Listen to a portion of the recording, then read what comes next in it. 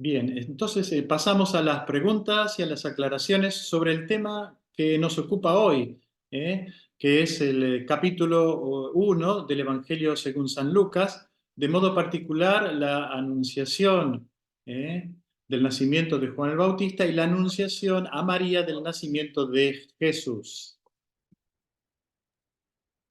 Muy bien, gracias Martín. Bueno, recuerden que pueden hacer las preguntas por el chat o levantar la mano. Voy a leer, antes de darle la mano a Norberto, una pregunta que nos llegó en el inicio, que dice: usted nos mandó leer los capítulos 1 y 2 de Lucas.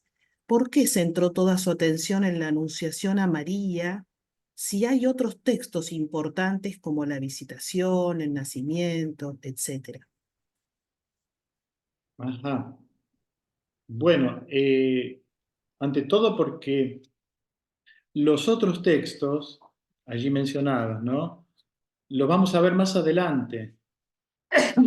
El próximo encuentro vamos a dedicarlo justamente a analizar eh, el encuentro de las dos madres, por lo tanto el relato de la visitación, el nacimiento de Jesús, el rol de los pastores, que es muy importante para Lucas. ¿eh? Fíjense, van a ver que el nacimiento es mencionado. Ustedes lean el texto, por favor, ¿no? Eh, Lucas le da mucha importancia a los pastores. Por supuesto, la presentación de Jesús en el templo, y luego cuando encuentran, también es otro texto muy importante, cuando el niño se queda en el templo y lo encuentran los padres después de 3 días. O sea que, de todos modos, esa es una primera respuesta. Otra respuesta que me parece importante sería porque se trata de uno de los textos más famosos y al mismo tiempo de los menos conocidos. ¿Mm? Un texto que ha sido representado muchísimo en las pinturas, basta recordar al Beato Angelico y tantos otros, representaciones en las parroquias, en la catequesis, en los tiempos de Navidad, textos leídos en las fiestas litúrgicas de María, ¿eh? O en los santuarios marianos. Es decir, el riesgo es, porque es un texto famoso, nosotros pensamos que ya lo conocemos. Y me parece, y ustedes lo habrán percibido ya por la primera explicación, por la presentación, de que el texto tiene mucho para decirnos. Yo creo que esto nos pasa también a nivel humano. ¿eh? Eh, Comenzando por nuestra propia existencia. Nosotros creemos que ya lo sabemos todo de nuestra existencia y sin embargo no conocemos la profundidad del misterio que tiene nuestra propia existencia, para no hablar de la existencia de otras personas, de aquellas con las cuales vivimos a diario, ¿no? Pensamos que porque, sí, porque nos vemos todos los días, ya nos conocemos. No, no, no es así. Y esto es peligroso, sobre todo en los tiempos actuales, ¿no? Quedarnos en la superficie y no ir ¿eh? A la esencia de las cosas, digamos, a lo más importante. Y la vida se va pasando, se nos va pasando, ¿no?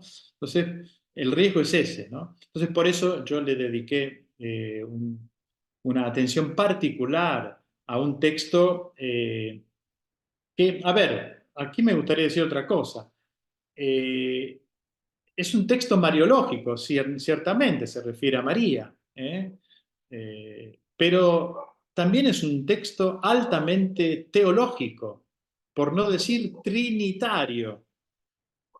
Bueno, me paro aquí, hay más para decir, podría decir muchas cosas más, pero ya con esto les adelanto la importancia y el alcance que tiene este texto de la Anunciación del ángel a María, ¿no?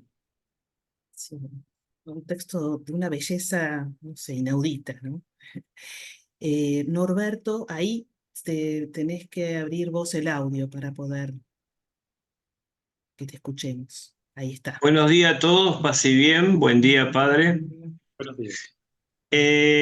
Yo me quería centrar en el versículo 36 y 37 que desarrollaste y hice una primera interpretación personal y quería que me ayudaras muy breve, que me ayudaras a decirme si lo he interpretado bien.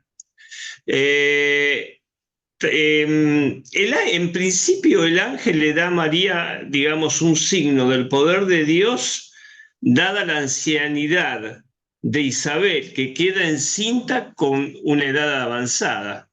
O sea, yo interpreto que a través de Isabel el ángel le está dando una prueba, ahí está, una prueba del signo del poder de Dios y diciéndole, mirá la edad que tiene, ha quedado encinta y este es el poder de Dios. Esa es una primera interpretación, a ver si es correcta. Y la segunda es, Lucas nos estaría revelando que en Jesús se unen las dos líneas genealógicas de los ungidos de Israel. O sea, José, el rey David, y por María, la familia sacerdotal de Aarón. ¿Es correcto así? Sí, bueno, a esto último te respondo que sí, es correcto. Y a lo primero te diría que sí, que le da una prueba, exacto, le ofrece un signo que es una prueba, ¿eh? Que María no pidió, acá está lo importante, ¿no? Es fruto de la bondad de Dios, ¿eh? Como para decir, aquí hay una actuación, porque claro, el anuncio es muy Claro. fuerte. María tiene tres reacciones. La primera, esa reacción de sorpresa, no por lo que ve, por la aparición del ángel. Es el mismo ángel que se aparece a Zacarías. Zacarías se asusta al ver al ángel. María no se asusta al ver al ángel. María queda desconcertada por lo que el ángel le dice, ¿no? El texto dice así, al oír estas palabras, al oír, el otro se sorprende y se asusta por lo que ve. María queda desconcertada por lo que oye. Al oír estas palabras, ella quedó desconcertada. ¿Y cuál es la actitud de María? Se preguntaba qué podía significar este saludo. Es una actitud reflexiva. Mm, perfecto. Gracias, Gracias. padre. Sí, gracias. Gracias, Norberto, por la pregunta. Bueno, leo otra pregunta del chat antes de darte, Daniel, la palabra. Acá preguntan, en Lucas 2:38, María dice, yo soy la servidora del Señor, yo soy. ¿Ese no es el nombre con que se presenta a Dios? Muy buena. Bueno, Miriam, esa es la Miriam. Se me llama. traducción. Sí, no, el texto griego, bueno, acá voy directo al texto griego, vamos al versículo 38, dice, Epen de Mariam, Idú, Gedú le escribió, Idú, es decir, he aquí la esclava. La traducción dice yo soy, pero tampoco dice dule acá, el texto dice siervo, sierva. Era una expresión que se utilizaba para los grandes personajes de la historia, el siervo de Dios. A Moisés se lo menciona como siervo, o sea, no es de humildad, una expresión de humildad, que es lo que nosotros a veces pensamos o nos explican en las predicaciones. No, no, es un título de un gran personaje. Entonces, pero fíjense, y aquí está la humildad. Dice, a ver, el texto dice, dule Kyriou, es decir, Kyrios, ¿no? Del Kyriou es un genitivo, sierva del Señor. Acá está. La fuerza o la identidad de María está en referencia a Dios, como lo fue para Moisés, para Abraham, para David, para los grandes personajes de Israel, ¿no? Entonces, no es cualquier siervo, cualquier sierva, es la sierva del Señor. Algunos han traducido exagerando esclava, no, no es muy fuerte. Y tampoco endulzándolo diciendo servidora, no, no, no, sierva.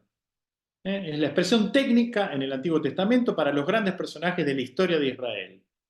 Y del Señor, ahí está. El genitivo, la pertenencia a Dios. Eso la define, le da la fuerza, ¿no? Entonces, no es que sea el yo soy que utilizará Jesús después, en el Evangelio de Juan, lo vamos a ver la próxima semana cuando escuchemos, cuando los soldados van a aprender a Jesús. Jesús dice, yo soy, y los soldados caen, porque claro, yo soy es el nombre de Dios, ¿no? En la Biblia. Bueno, eso se lo puede atribuir solo Jesús. La traducción española dice, para no decir, he aquí la servidora del Señor, dice, yo soy la servidora del Señor, que se cumpla en mí lo que has dicho. Gracias. Sí, acá la Biblia de Jerusalén dice esclava. Pone la palabra Claro, esclava. ¿Mm? sí. Daniel,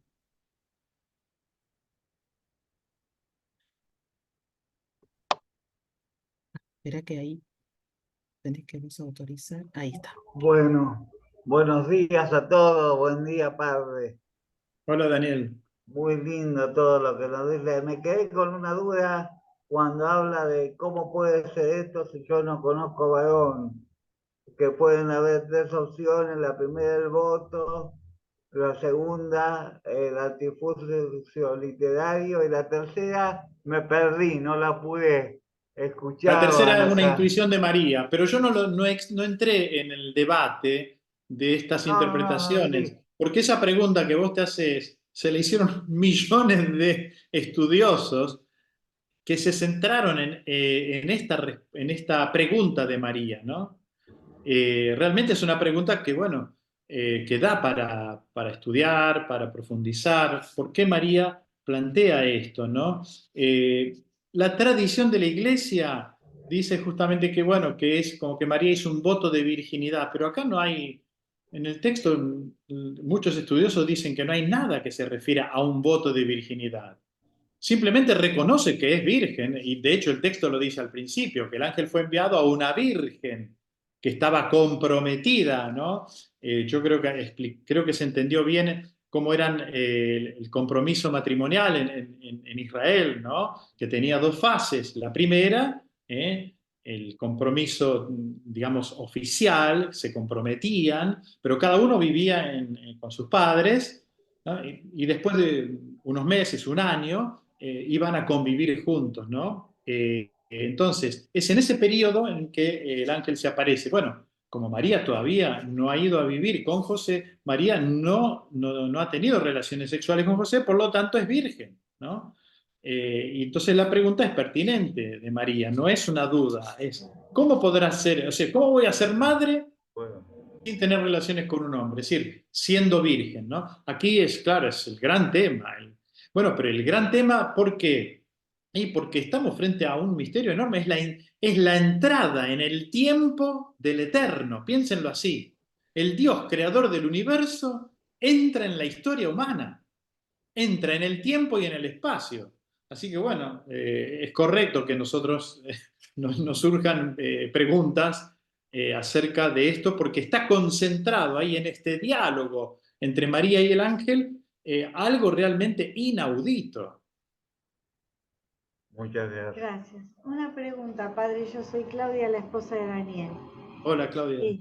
¿Qué tal? Me encanta la charla, la exposición suya. Mi abuela, que era una cristiana comprometida con la iglesia y una enamorada de la iglesia, me había regalado siendo chica un catecismo muy antiguo, que tenía las hojas todas cortajeadas. Y en eso decía, en ese catecismo, que en secreto María y José habían decidido hacer un voto de castidad y solamente se iban a casar para ante los hombres cumplir, digamos, con las reglas de la sociedad, que un hombre y una mujer tenían que estar casados para convivir, pero que el tema de ellos iba a ser servir al Señor desde la consagración a Dios. No sé qué habrá de esto de cierto, no sé qué seriedad tenía ese catecismo, pero me quedó grabado porque cuando lo leí me llamó la atención. Sí, bueno, ya eso es una interpretación, porque, claro, nosotros por eso estamos haciendo un curso bíblico, para ver qué dicen los textos. Claro, Eso de que hicieron un voto, que se pusieron de acuerdo, no está en ningún lado. Si claro. nosotros leemos tanto el Evangelio de la Infancia de Lucas, que estamos viendo, como el Evangelio de la Infancia de Mateo, en ningún lado, en ninguna parte se dice Se habla de este acuerdo que hicieron María y José, ¿no es cierto? Pero de hecho, está la cosa, de hecho ellos se disponen, total disponibilidad al proyecto de Dios. O sea, porque si nos ubicamos en el momento, ¿no? María y José se habían comprometido, dice el texto. Bien, bueno. Ellos tenían un compromiso matrimonial y la idea que tenía toda jovencita, todo jovencito de la época, digamos, fíjense, María, según la reconstrucción que hacemos hoy históricamente, María tendría alrededor de 13 años y José 15. Eran muy, muy jovencitos. Hoy es imposible pensar en un compromiso así serio a esa edad. Bueno, ellos tenían en mente, podríamos decir, pero no está escrito en ningún lado, armar una familia como tantas otras en Israel. ¿eh? Ahora, es en ese momento donde irrumpe, por eso irrumpe, siempre respetando la libertad humana, y aquí hay otro de los elementos, fíjense, no es que irrumpe de golpe, María queda embarazada y dice, uy, ¿esto de dónde viene? No, no, hay todo un diálogo antes, o sea, es casi como que Dios que le pide permiso a María, el diálogo, si no, dicen algunos autores, ¿no? Que el cielo, en el momento en que el ángel le plantea esto, queda expectante y se hace un gran silencio, como diciendo, ¿qué va a decir? ¿Dirá sí? ¿Dirá que no? O sea, acá se pone de relieve la libertad humana, totalmente, y la libertad de Dios creador, ¿no? Gracias. Entonces, lo que tenemos ante nuestros ojos es la disponibilidad de estos dos jovencitos al proyecto de Dios. Total disponibilidad, pero no ingenua o irreflexiva. No, no, no, no. Los dos realmente hacen, digamos, plantean a Dios digamos, la dificultad que podría tener este embarazo, que no es fruto de obra humana. Por eso es tan importante el versículo 35, porque decíamos, si bien es un texto mariológico, es decir, fíjense ustedes, los estudios estadísticos nos dicen que el nombre de María aparece 4 veces. María es sujeto del verbo, en 9 casos. Se dice qué hace, qué dice, qué... Recibe 3 títulos, como hemos visto. María, agraciada, la llena de gracia, o sea, o la que ha sido transformada por la gracia, que es Jaritomene, que es un pasivo teológico, que ha sido transformada por la gracia divina.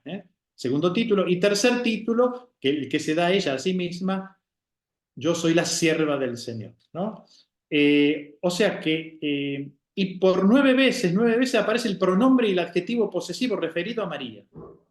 O sea, si bien María ocupa un lugar protagónico en el relato, en la narración, el texto es altamente teológico, por no decir trinitario. Por eso la importancia del versículo 35, que me gustaría que, digamos, hacer una referencia en este momento. Fíjense, ante la pregunta, ¿cómo puede ser esto? Si yo no tengo relaciones con ningún hombre, el ángel le responde.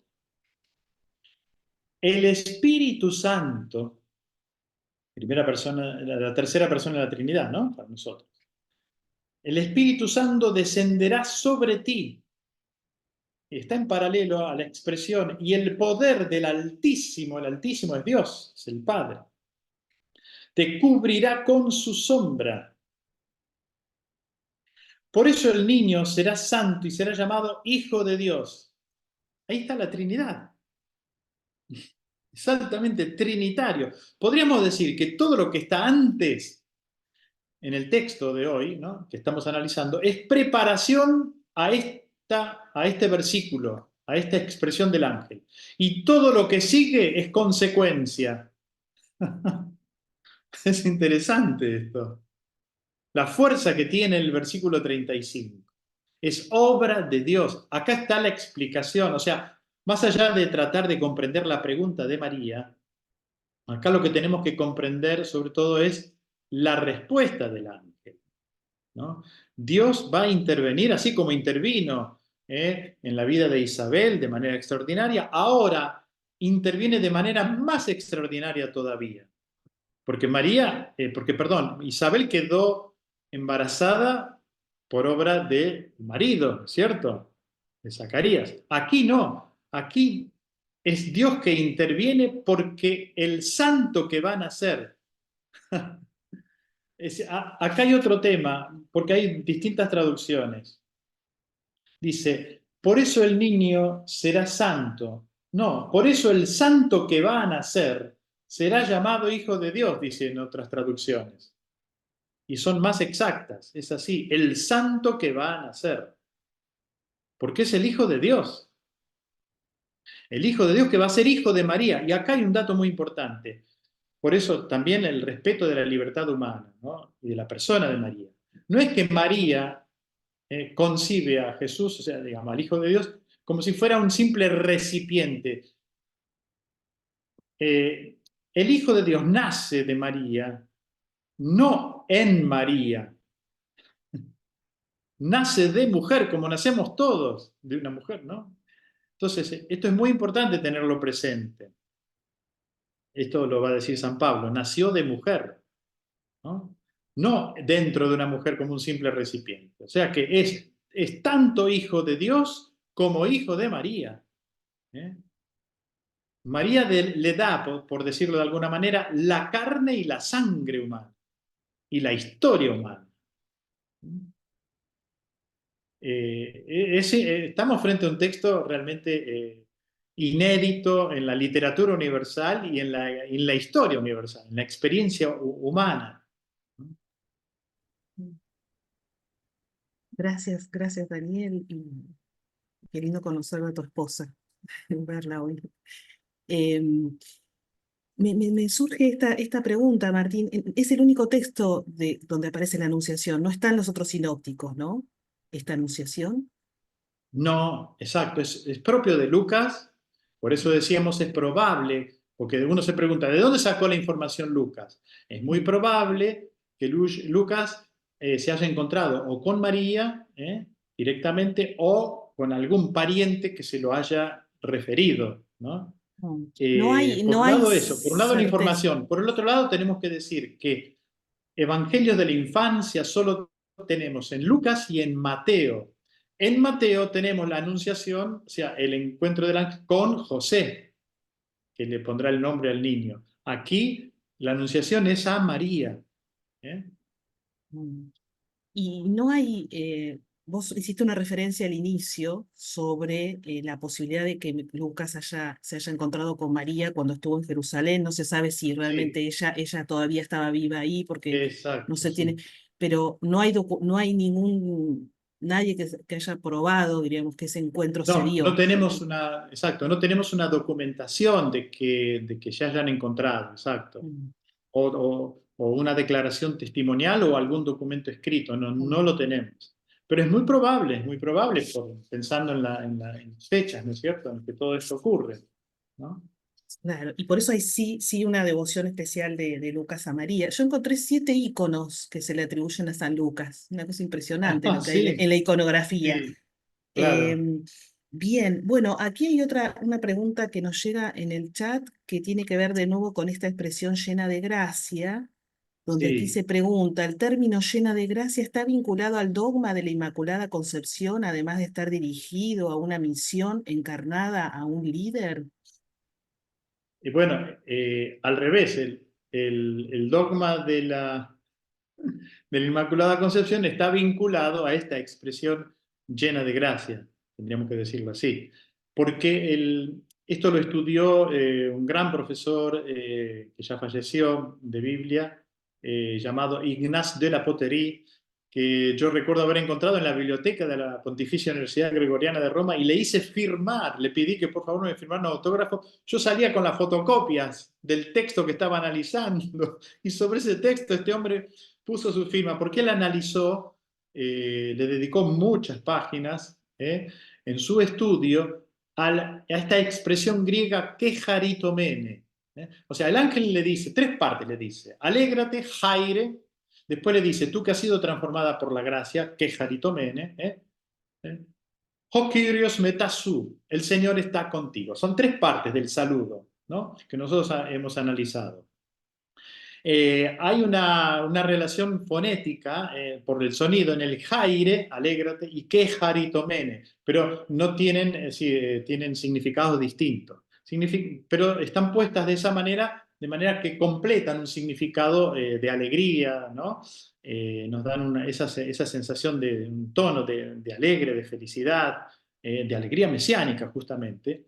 Y el jarito es el verbo. Fíjense que la calificación de María nace de un verbo utilizado al pasivo. ¿Qué jaritomene significa? Tú que has sido transformada por la gracia y permaneces en ese estado de gracia. Es una traducción dinámica.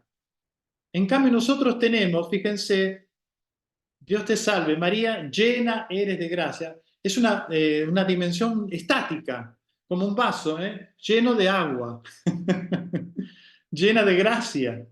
Esa es la interpretación occidental. En Occidente, el latín, de hecho, dice gracia plena. Es una expresión estática. En cambio, la Iglesia Oriental subraya mucho. Claro, justamente ellos manejan mejor el griego que el latín. Utilizan la expresión, siguen de cerca la expresión griega que aparece en el texto de Lucas, que es que jaritomene, tú que has sido transformada por la gracia divina. Bien. Bueno, otra pregunta dice, ¿María de alguna manera no fue preparada por Dios? Desde la concepción de ella, San Joaquín y Santa Ana eran padres muy adultos también. Bueno, acá hay una relación con nuestra fe, con nuestra vida de fe. Dios interviene en nuestra vida. Dios nos prepara. Nosotros no tenemos ningún mérito. Todo el bien que podamos hacer tiene como precedente la acción de Dios, una acción misteriosa, que a veces conocemos, a veces no conocemos. Pero ciertamente uno se podría preguntar, ¿y por qué yo fui bautizado? Pude haber nacido en otro país, en otra tradición religiosa. Bueno, ahí se explica la acción previa de Dios. Y justamente esta expresión que es jaritomene hace referencia a la transformación de María, una transformación previa que los estudiosos, los padres de la Iglesia, incluso haciendo comentarios sobre este texto, dicen que sí, que Dios la preparó, digamos que fue salvada anticipadamente, o sea, la salvación que Cristo nos trae, la muerte y resurrección de Cristo, se le aplica a María de manera anticipada. No, porque en Dios no hay ni tiempo ni espacio, entonces puede ir hacia atrás como puede ir hacia adelante. A veces la gente me pide que rece por, no sé, alguien, mi hijo va a rendir un examen, entonces me pide que rece. Suponete que yo me olvidé, ¿no? Pero yo le digo, no se haga problema, rezo ahora. Total, del otro lado no hay tiempo ni espacio, o sea que la oración puede llegar igual. O sea, se dan cuenta, estamos tratando de entender cómo en Dios no hay ni tiempo ni espacio, y esas son dos categorías que nos tocan a nosotros que vivimos en este mundo. Para encontrarnos tenemos que definir un lugar y un tiempo apropiado, ¿no? Si no, no nos encontramos. Bien, aquí Y las preguntan, coordenadas perdón, espaciotemporales aparecen en el texto, fíjense, ¿no?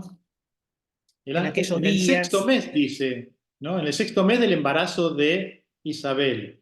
Y dice un pueblito, y acá, bueno, acá hay un contraste hermoso entre la aparición, entre el anuncio a Zacarías y el anuncio a María, ¿no?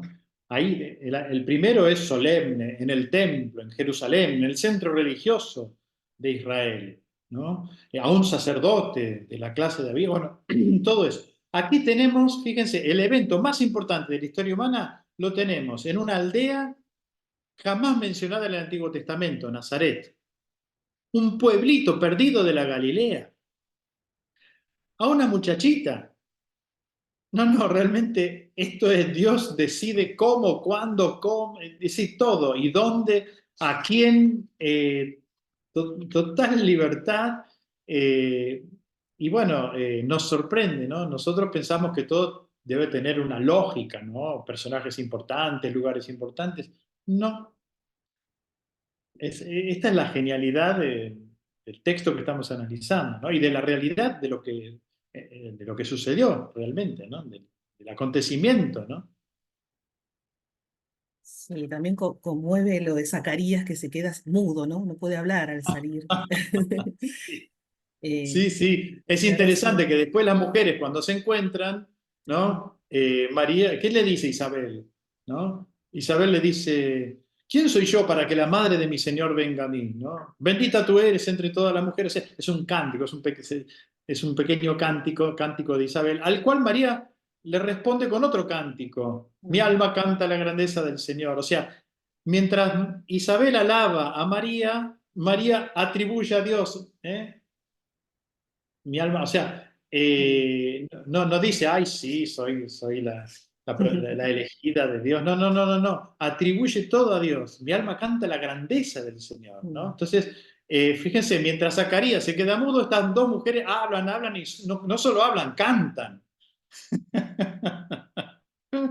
Después Bueno, recuperará el habla cuando nace Juan, Zacarías mm, va a recuperar el habla, ¿no? Y con otro cántico después, ¿no? Que es el Benedictus, que lo vamos a analizar en el próximo encuentro. mm.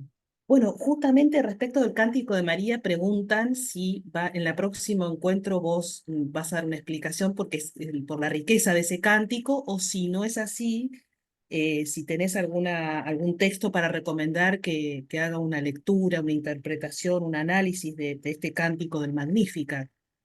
Bueno, lo que le tengo que decir es calma, ante todo calma, que no les agarre ansiedad. Estamos analizando este texto, por favor, concéntrense en este texto y en la explicación que les he dado hoy. Van a tener para todo el mes con esto. Entonces, ciertamente yo les voy a explicar, no de manera exhaustiva, por eso les voy a dar también una bibliografía, para que puedan profundizar en el cántico de María, ciertamente que de una riqueza enorme.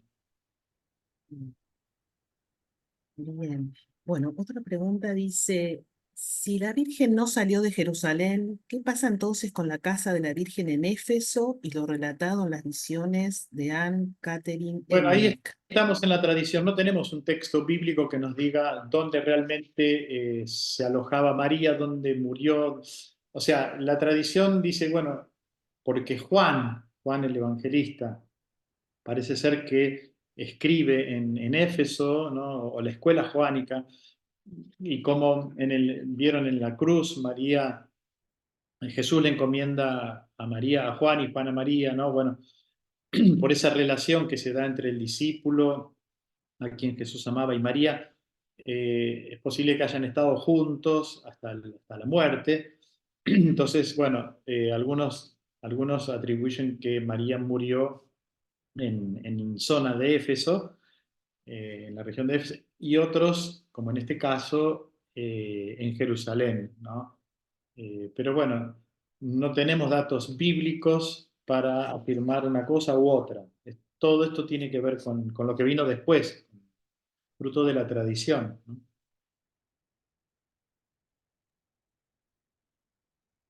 Bien, justo acaba de entrar otra pregunta. Dice, cuando hablamos de que Isabel no podía tener hijos, yo tengo entendido que en la antigüedad era visto como que era un castigo de Dios. ¿Eso es correcto? Sí, sí, claro. Eh, el no tener hijos era considerado como una maldición, ¿no? Como un castigo, pues. Pero era la concepción que se tenía, ¿no? Eh, de hecho, hay un relato, ¿no? de una joven que su padre, bueno, después se lo busco para la próxima, ahora no lo tengo a mano, había hecho un voto, digamos, si Israel ganaba la batalla, él iba a sacrificar a alguien, ¿no? La primera persona que le viniera a su encuentro, él la iba a sacrificar, y justamente fue su hija. Y esta hija, y él cumple el voto y la sacrifica, obviamente, como lo había prometido, solamente le pide una cosa. No se lamenta porque va a morir, sino porque Dice, permíteme antes ir a llorar mi virginidad con mis amigas. Es decir, la posibilidad de que no, o sea, la imposibilidad de tener un hijo. Fíjese qué importante era la descendencia. Por eso es tan desconcertante el relato, por un lado, ¿no? Sobre todo, y también es desconcertante la vida de Jesús. Jesús no se casa, no tiene una familia, ¿no? Es casi como que rompe toda una tradición, ¿no? O lo incomprensible que es la vida de los célibes, de los que elegimos vivir en castidad, ¿no? O sea, la vida de un religioso, de una religiosa, ¿no? Eso era incomprensible en Israel, ¿no? Y de hecho las primeras comunidades cristianas, aquellos que deciden vivir, ¿no? De consagrar toda su existencia a Dios, sin casarse, sin tener una descendencia, y bueno, no fue tan fácil para los primeros cristianos este tipo de opciones. Si bien hay algunas excepciones en Israel de personajes que dedicaron su vida a la Torá, por ejemplo, al estudio de la Torá, pero son casos muy aislados, ¿no? Sí, era importante la descendencia, muy importante. Ahora, qué maravilla María, ¿no? Yo 13 años tenía y esta respuesta, ¿no? Y esta disponibilidad. Sí, una lucidez total, ¿no? Bueno, el texto nos muestra realmente la figura María como modelo de creyente, ¿no? Total, la idoneidad le viene de Dios, ¿no? Eh, y ella decide servir a Dios en los otros, en las otras personas. Por eso la visitación va a ver a su prima, ¿no? Además, porque en María hay una dinámica, esa transformación, ¿no? Tú que has sido transformada por la gracia, no se para, no se frena. María está constantemente siendo transformada por la gracia. Es lo que nosotros podríamos llamar conversión. Por eso la importancia de la conversión del cristiano. Estamos terminando la Cuaresma, vamos a empezar la Semana Santa. La conversión es la transformación de nuestra existencia para ser mejores personas cada día. Ese es el sentido positivo que tiene la conversión, ¿no? Estamos llamados a dejarnos transformar, ¿no? A veces uno dice, la madre le dice al hijo, tenés que cambiar, como si se cambiara una figurita por otra. No se trata de cambiar, yo no puedo cambiar a una persona. La persona es lo que es. Lo que sí puede realizarse es la transformación de la persona, ¿no? Y María se deja transformar continuamente. O sea, ahí está, como dice el profeta Isaías, ¿no? Un oído atento, como dicen los santos, San Francisco, ¿no? No era un oyente sordo, dice Tomás de Celano refiriéndose a San Francisco, ¿no? O sea, lo que escuchaba, lo internalizaba y trataba de dar una respuesta, que es lo que sucede en María, ¿no? Los tres elementos. Fíjense, el Concilio Vaticano II dice que en María había una progresión en el camino de la fe, igual que en nosotros. En el texto que hemos analizado tenemos la desorientación inicial, la pregunta que María plantea y finalmente la respuesta generosa, definitiva, decidida. Hay una total disponibilidad. ¿Qué significa total disponibilidad? Un desapego, ¿no? Una total desapropiación. Esto es muy franciscano también, San Francisco, ¿no? Nosotros también cuando profesamos, no profesamos pobreza, profesamos vivir castidad sin nada propio, ni siquiera de la propia voluntad. Por eso es más importante la obediencia en el caso del fraile que su proyecto personal. Yo me acuerdo, me lo planteó, este tema uno se lo plantea muchas veces. A mí se me planteó cuando estaba estudiando Biblia que el profesor, el jesuita, me proponía hacer el doctorado y por otro lado, aquí en Argentina, el superior, el provincial, me decía, no, vuelva a ser a la Argentina. Con 2 años más yo ya sacaba el doctorado. A mí se me planteó, digo, bueno, me acuerdo que le tuve que decir al jesuita, mire, yo hice voto de obediencia. O sea, yo tengo que vivir en la desapropiación incluso de mi propia voluntad. El jesuita se agarraba la cabeza. Dice, con uno como usted, hacemos 3 doctorados, no uno. Bueno, sí, padre, pero yo soy franciscano, no soy jesuita. ¿Se dan cuenta? El proyecto de Dios es el que vale, es el que tiene que prevalecer. Bueno, después uno se olvida en el camino de que tiene que prevalecer. Y sí, o sea, también tengo mis pecados, digamos, las veces que yo hice prevalecer mi proyecto al proyecto, ¿no? Al proyecto de Dios. Pero bueno, es así, es la dinámica de la existencia humana, ¿no? Por eso la importancia de la conversión, de la confesión periódica, ¿no? Porque lo que tiene que prevalecer es su proyecto, ¿no? Y María en ese sentido, María y José, son modelos, ¿no? De disponibilidad y de total desapropiación para que se haga su proyecto. Bien, bueno, no hay más preguntas aquí, solamente agradecimientos. Dice, Gracias. muy interesante lo compartido, me ha enriquecido la comprensión del texto tantas veces leído. Me alegra el descubrir nuevos mensajes que engrandecen para mí la figura de María, su confianza en Dios y el dejarse moldear por Él. Y aquí llega otra, en el versículo 28 se hace una anunciación a la oración de Ave María que se completa con Isabel. Exacto, sí, sí. Las Mm, primeras partes del Ave María son el saludo del ángel, ¿no? mm. Y la segunda parte son las expresiones de Isabel, bendita tú entre las mujeres, como vamos a ver la próxima. Y la tercera parte es ya de la tradición de la Iglesia, Santa María, Madre de Dios, ruega por nosotros pecadores, ahora y en la hora de nuestra muerte. Amén. Sí, sí, el Ave María fue construido, es una oración, es una de las oraciones más antiguas que tiene la Iglesia, Mm. y tiene su origen en el texto bíblico, justamente en el texto bíblico que estamos analizando. Bueno, siendo las 11:32 minutos, tenemos que cerrar, seguiríamos un rato más. Nosotros vamos a ¿Nos cerrar das la bendición, Martín? sí, con mucho gusto, sí.